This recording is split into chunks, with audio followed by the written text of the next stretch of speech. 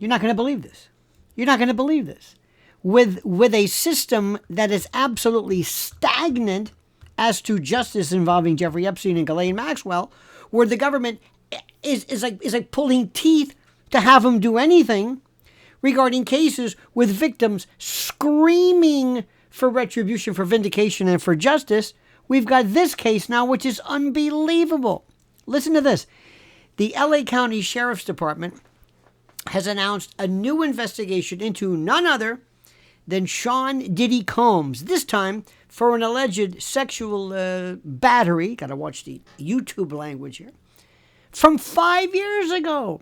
Once again, it's headlines before evidence, allegations before facts, and narrative before law. This is how celebrity justice now operates. The case comes from a police report filed in Largo, Florida, claiming that a male music producer was invited to a photo shoot in a Los Angeles warehouse in 2020 and encountered, disturbing behavior. He further claims that a year later he was allegedly taken to another location, berated and called a snitch. And these are serious accusations, but they are still accusations.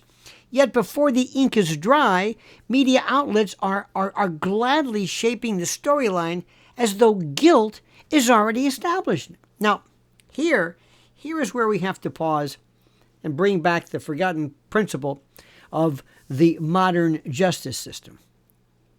It's called due process. You should try it out. And lately it has gone missing. Diddy is already serving a 15-month sentence after being convicted of 2 interstate prostitution charges, Mann Act violations, which, if they're not overturned on an appeal, I'm Eleanor Roosevelt. He was acquitted on more serious charges. Now, that alone, and by the way, serious charges of sex trafficking and racketeering. Yeah, pretty serious.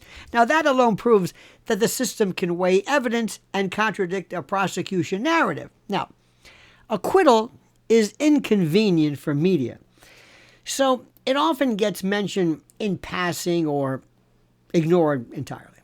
They want a clean morality play. They want a villain without nuance. That makes headlines easier to write and outrage easier to manufacture. But the truth is uglier and more complicated. Diddy is starting to look less like a criminal mastermind and more like a target the system refuses to stop chasing. Again, compare and contrast him with Epstein and Ghislaine Maxwell. It's incredible. Now, when celebrities are accused of misconduct, there are 2 kinds of treatment. One involves hesitation, slow walking, secrecy, redactions, sealed files, limited access, and government officials who appear allergic to transparency. Now, that was the Epstein-Maxwell playbook. The other kind involves relentless press releases, leak-friendly indictments, sudden urgency, and a parade of mugshots and perp walks across cable news. That is increasingly the treatment Sean Combs receives. Now, why the difference? Why the imbalance? Why will the system chase Diddy across state lines, yet require lawsuits and FOIA pressure just to release Epstein's flight logs? I think we know why. The Epstein case is the greatest example of systemic double standards in modern memory. Epstein had powerful friends, bankers, royalty, political operatives, CEOs, and billionaires. His story vanished the moment it became inconvenient. The government didn't storm every door linked to Epstein. They didn't raid every mansion.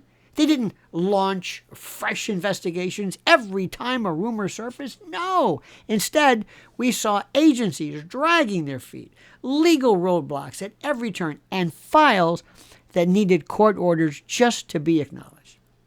When Epstein died under suspicious circumstances, many Americans reached the same conclusion.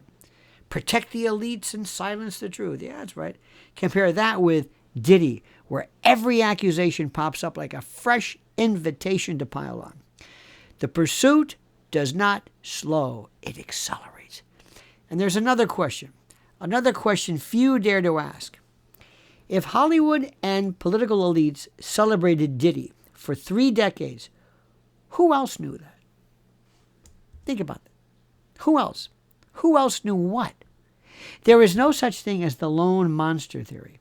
If these allegations are part of a larger pattern, then silence existed somewhere along the way, right? Yet only one man is dragged through the streets while media outlets pretend the industry that billed him bears no responsibility. The curiosity ends at his prison gate, and that's not justice. That is scapegoating.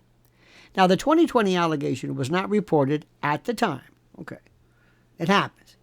The alleged victim waited years. That doesn't automatically discredit him, but it does raise questions. It does raise questions that any serious journalist should ask. Why was no police report filed then? And why did he allegedly return a year later? Why did this only become public after Diddy became politically and legally exposed? Timing matters. Timing shapes perception. That is why prosecutors often warn that delayed reporting makes gathering truth difficult. Justice delayed is justice denied. Now, yet in this case, truth seems to be secondary.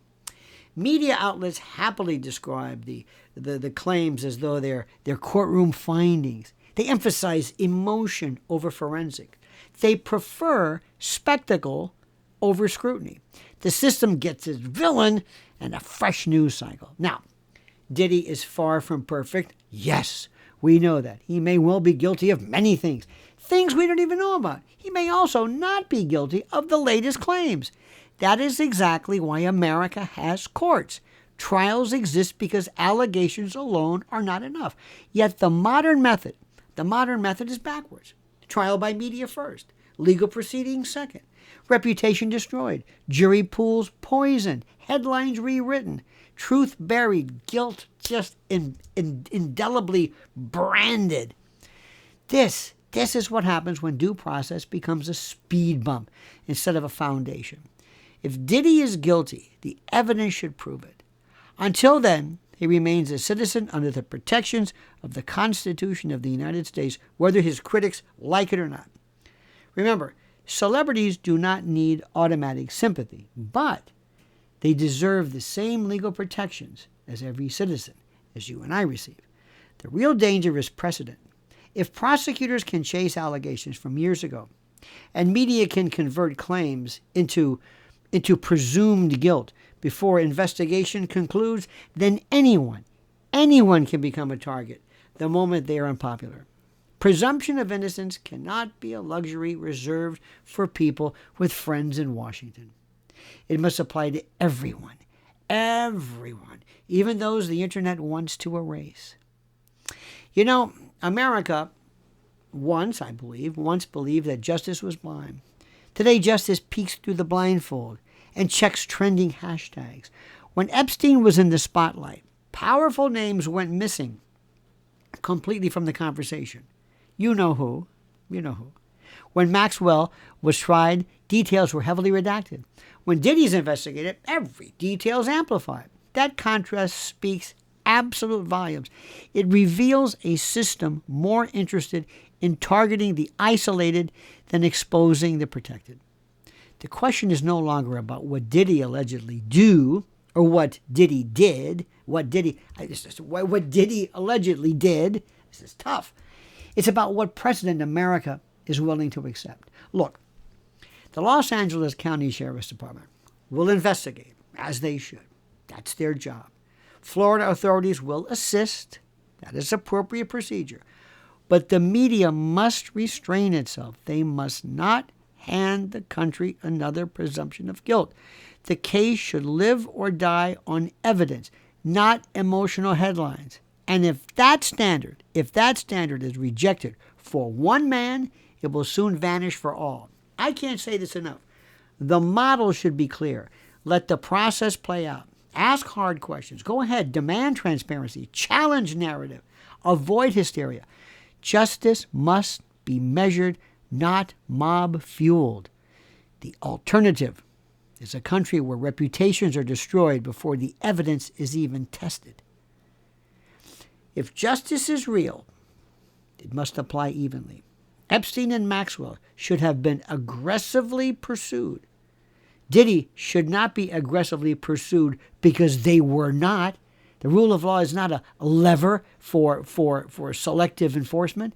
It's the guardrail between civilization and chaos. And right now, that guardrail is being allowed to bend and to fray. I don't want you to like Diddy. I don't care if you know anything about him. I don't care if whatever your thoughts about his sex life, his morality, that doesn't matter. He is an American citizen. And what the media do is they act as a sock puppet tangent, as a proxy to bury the guy that they have told, we're going to make an example out of him. Meanwhile, Ghislaine Maxwell is playing Parcheesi and doing Pilates somewhere, and is the only person I know convicted of trafficking. Trafficking no one. No one. Where are the other people trafficked? Who? It's unbelievable. Some people think it could bring down MAGA and President Trump and the Republican Party. It's that big. But they still remain intransigent. But Diddy, that's a different story. My friend, what do you think about this? Does it sound fair to you? If it does, please explain to me why. I have a series of questions for you to answer. I ask you to please subscribe to this channel. 80% of the people who watch our videos don't even subscribe. I don't even know why. Like the video and hit that little bell so you're notified of live streams and new videos. And whatever you do, my dear friend, I ask you, I beg, beseech, implore, and importune you to comment as you see fit.